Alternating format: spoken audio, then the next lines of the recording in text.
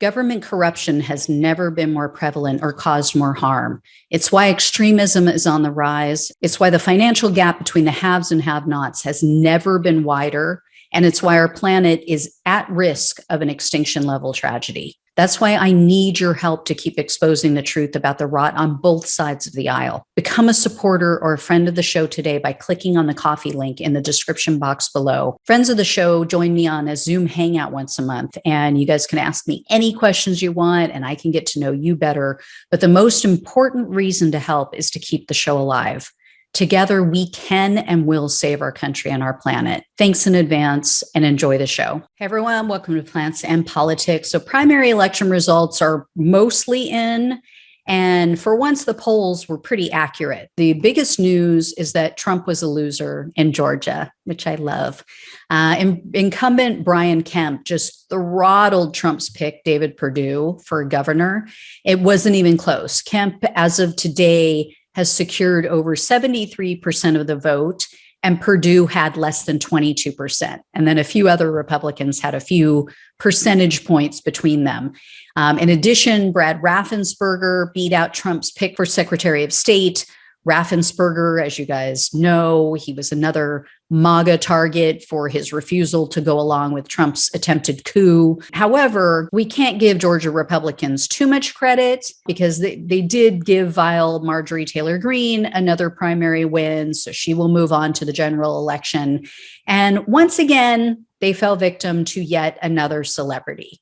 And they did so despite allegations of domestic violence, allegations of lies about his education and his business acumen. And no, I'm not talking about Trump. I mean, I know it sounds exactly like him, but, birds of a feather and all that. Well, I'm talking, of course, about former football legend Herschel Walker. Walker won in the Republican primary. So in November, he's going to be facing off against the incumbent Democrat and former pastor, Raphael Warnock. Now, I'll be doing a full Greedy Oppressive Predators episode on Walker, but in the meantime, I just want to share this little nugget with you guys. You may have heard this. If you didn't, prepare to have your mind blown. In an interview this week, Walker vehemently denied repeatedly that Trump has ever said that the election was stolen. The brain damage is real, you guys. Do not allow your children to play football. It's as if he's been living in another universe. What does this man think January 6th was all about? Seriously, what does he think they were all there attacking the Capitol for? CTE is no joke. That's all I got to say. Anyway, there was also some really great Dem news out of Georgia. Progressive Lucy McBath went head to head against corporate-owned Dem Carolyn Bordeaux. This was due to the redistricting of their previously separate areas, their separate districts. So it put, it was like Dem on Dem violence because of this. And you guys may recall, or you may not, Bordeaux was part of a group that had been dubbed the Unbreakable Nine. These were 9 establishment Democrats who literally killed Joe Biden's Build Back Better plan. They said they would not break ranks. They were going to stand together. They didn't say this, but it was in service of their corporate puppet masters. It would have meant more money out of their pockets. So they stood together, they killed that bill, and now it's cost her because even with all of the negative talk about radical leftists and the socialist progressives in the Dem Party, Bordeaux couldn't pull off a win. McBath beat her. And I believe it's because corporate Dems are the ones who've proven they're the biggest obstacle right now to Biden's agenda and to retaining the House and the Senate in November. Voters can see who's preventing policies from being enacted. They can see who's making things happen and who's holding things up.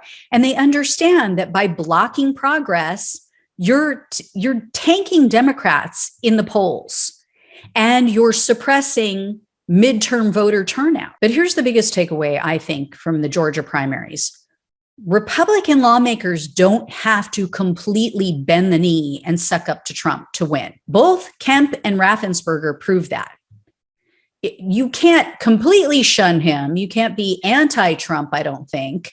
But as long as you lie just enough, as long as you enact new racist voting laws and you don't say anything directly, overtly disparaging about Trump, I think you can still win.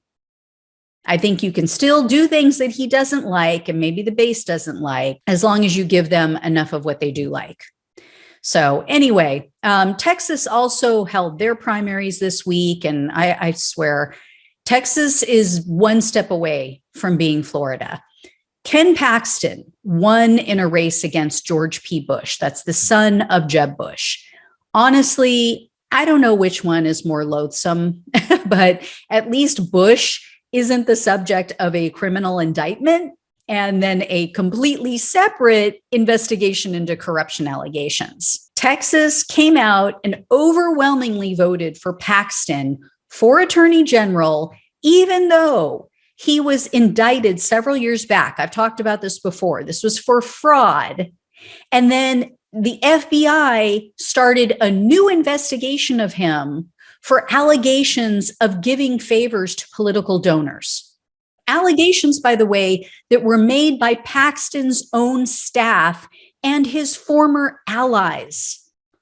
So Paxton is now likely to remain the top cop in the state, which means he's going to continue to avoid trial. He's going to continue to avoid conviction.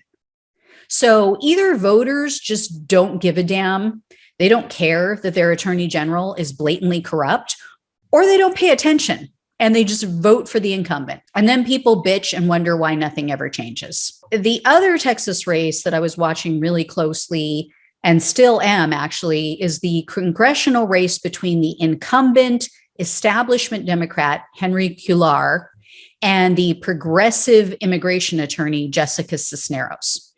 Cisneros came really close to beating Cuellar in 2020, and now she's within even a smaller margin, within striking distance this time around. Cisneros is down by less than 200 votes, so they haven't even been able to call this race yet. So there's probably going to be a recount if she can raise the funds to get it done.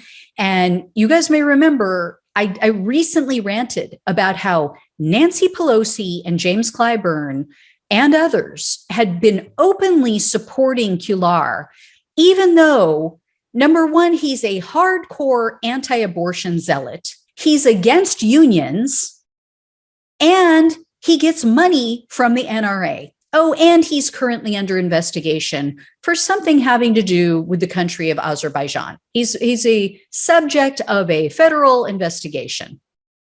But they go all in for this guy, who's barely a Democrat. But they're going to talk about how much, gun violence matters to them, how much women's rights matter to them. It's bullshit. The leadership, quote unquote, in the Democratic Party needs to go. They only care about power and money. And, some people are going to say, well, it's Texas. You have to run a moderate or a conservative Democrat. That's a load of bullshit too. This area of Texas has been solidly blue for a long time. So it wasn't even a risky district for Dems. It's not like, they were at risk of losing to a Republican. And if this part of Texas is so overall conservative, then how did Cisneros nearly beat Cuellar twice? Clearly, there's a great deal of the population that wants something different. And I would venture a guess that these people are just too busy living their lives and trying to work and put food on the table for their families to know what he's really about. I would venture a guess that if you told his voters the truth about his voting record, about how he's, anti-women, about how he's paid by the NRA, and his legal issues, I bet you that there would be many who would prefer Cisneros. Especially right now, when women's rights are on the ballot, when children's lives, the elderly's lives, Black people's lives are on the ballot in November. Anyway, guys, those were the most noteworthy primary results from this Tuesday. I'm not going to say, Trump has no power in the Republican Party. He definitely picked quite a few winners in this cycle, but those losses in Georgia were just tasty. They were so delicious. So anyway, I'll let you know if I hear more. I will definitely let you know what happens with Cuellar and Jessica Cisneros. So thanks so much for watching and listening. Take care. I'll talk with you soon.